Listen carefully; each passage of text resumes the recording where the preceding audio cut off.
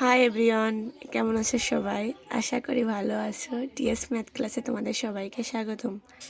আমি আজকে আলোচনা করব অ্যাবস্ট্রাক্ট অ্যালজেব্রা বইয়ের দ্বিতীয় অধ্যায়ের বেশ কিছু গুরুত্বপূর্ণ টপিক নিয়ে। চলো দেখা যাক। দেখো, আমি প্রথমে নিয়েছি প্রথমটা হচ্ছে গ্রুপ। এখন আমাদের যদি এই অধ্যায়ের উপপাদ্যগুলো বুঝতে হয় তাহলে আমাদের সংজ্ঞাগুলো আগে ভালোভাবে বুঝতে হবে।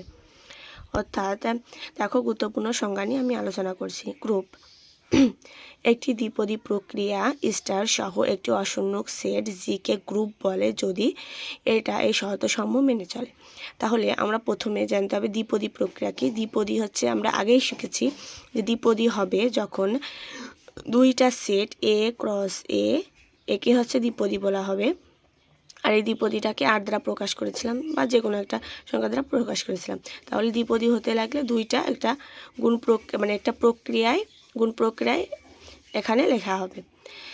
এখন এইটাকে অশূন্যক সেট মানে কি, এর ভিতর উপাদান থাকবে, জিকে গ্রুপ বলা হবে।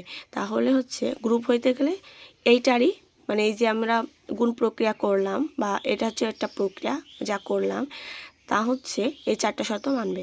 শর্ত হচ্ছে আবদ্ধ বিধি, মানে দুইটা এ ও বি যদি জিতে থাকে, এ ক্রস মানে এ প্রক্রিয়া বিও জিতে থাকবে। সংযোজন বিধি যেমন দুইটা প্রক্রিয়া করে পরবর্তীটার সাথে প্রক্রিয়া করলে এবং প্রথমটা রেখে আবার দ্বিতীয় দুইটা প্রক্রিয়া করে প্রথমটার সাথে প্রক্রিয়া করলে সমান হবে। আর এই সবগুলোই জিতে থাকবে। জি মানে হচ্ছে ওই অশূন্যক সেট যাকে আমরা গ্রুপ বলবো, সেই গ্রুপ। এবং অবেদকের অস্তিত্ব বিধি মানে কি, অবেদক হচ্ছে আমরা ই ধরে নিয়েছি। এখন ই যদি জিতে থাকে, এ প্রক্রিয়া ই এবং ই প্রক্রিয়া এও ইকুয়াল টু এ এবং এও হচ্ছে জিতে থাকবে। বিপরীতের অস্তিত্বের বিধি হচ্ছে যদি আমরা এ জিতে থাকে তাহলে এ ইনভার্সও জিতে থাকবে। অর্থাৎ এখানে এ ইনভার্স সহ বি ধরে নেওয়া হয়েছে, সে কথাটা এখানে লেখা আছে। তাহলে আমাদের গ্রুপ হইতে লাগলে কি কি হইতে হবে? দেখো, একটি দ্বিপদী প্রক্রিয়া স্টার সহ একটি অশূন্যক সেট জি কে গ্রুপ বলবো, মানে জিকে আমরা গ্রুপ বলবো। কখন বলবো? যখন আবদ্ধতা বিধি, সংযোজন বিধি এবং অবেদকের অস্তিত্ব বিধি এবং বিপরীতের অস্তিত্ব বিধি মেনে চলে। তাহলে আমাদের গ্রুপ হইতে লাগলে চারটা শর্ত মানতে হবে। আর আগেই তো আমরা জানি দ্বিপদী প্রক্রিয়ায় এটা হচ্ছে একটা প্রক্রিয়া। সিম্পলি এভাবে আমরা গ্রুপকে সংজ্ঞায়িত করতে পারি।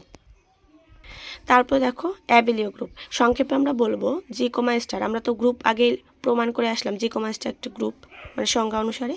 তাহলে এখন আমরা লিখবো জি কমা স্টারকে একটি অ্যাবেলীয় গ্রুপ বলবে যখন এই শর্তগুলো মেনে চলবে। এই শর্তগুলো দেখো কি, এখানে সংযোজন বিধি, আবদ্ধ বিধি, অবেদকের অস্তিত্ব বিধি, বিপরীতের অস্তিত্ব বিধি, আর এখানে দেখো বিনিময় বিধি, মানে এটা বাড়ানো হয়েছে বলে একে বিনিময় গ্রুপও বলা হয়। তাহলে সিম্পলি এই পাঁচটা শর্ত মানলে এই গ্রুপকে আমরা অ্যাবেলীয় গ্রুপ বলবো। তারপরে দেখো অনুগ্রুপ, যদি জি কমা স্টার অনুগ্রুপ হবে কখন? শুধু যদি আবদ্ধতা বিধি মেনে চলে। আর দেখো তারপর হচ্ছে অর্ধগ্রুপ, অর্ধগ্রুপ হবে কখন? যদি আবদ্ধতা বিধি মানে জি কমা স্টার আবদ্ধতা বিধি আর হচ্ছে সংযোজন বিধি মেনে চলে, তাহলে অর্ধগ্রুপ হবে। এরকম সংক্ষেপে মনে রাখার চেষ্টা করতে হবে। এবং অবগ্রুপ হবে কখন? যখন হচ্ছে জি কমা স্টার আবদ্ধ বিধি, সংযোজন বিধি এবং অবেদকের অস্তিত্ব বিধি মেনে চলবে। এবং লুপ হবে কখন? দেখো, জি কমা স্টার লুপ হবে যখন আবদ্ধতা বিধি এবং অবেদকের অস্তিত্ব বিধি মেনে চলবে। সসীম গ্রুপ কি? দেখো, জি কমা স্টারকে সসীম গ্রুপ আমরা তখনই বলবো যখন এর উপাদান সংখ্যা সসীম হবে। আর অসীম গ্রুপ, দেখো জি কমা স্টারকে আমরা অসীম গ্রুপ বলবো যদি এর উপাদান সংখ্যা অসীম হয়। আর নগণ্য গ্রুপ মানে এর একটা জি কমা স্টারের শুধু উপাদান থাকবে অভেদক উপাদান, আর কোনো উপাদান ধারণ করবে না, সেটা হচ্ছে নগণ্য গ্রুপ। আর অনগণ্য গ্রুপ হচ্ছে যদি একাধিক উপাদান ধারণ করে, মানে জি কমা স্টার একাধিক উপাদান ধারণ করে, তাহলে সেটা হবে অনগণ্য গ্রুপ। দেখো গ্রুপের ক্রম, জি কমা স্টার মানে আমরা একটা গ্রুপ তো পেয়ে গেছি গ্রুপের সংখ্যা হতে, জি কমা স্টার এর ভিন্ন ভিন্ন উপাদানের সংখ্যাকে গ্রুপের ক্রম বলে। একে অর্ডার অফ জি দ্বারা প্রকাশ করা হয়। দেখো একটা উদাহরণ হিসেবে আমরা দিয়ে দিলাম, এটা খুব ইম্পর্টেন্ট। দেখো, যদি জি ইকুয়াল টু এত হয় তাহলে ভিন্ন ভিন্ন উপাদান কয়টা? দেখো ভিন্ন ভিন্ন উপাদান কয়টা? 3টা, তাহলে order of G equal to 3।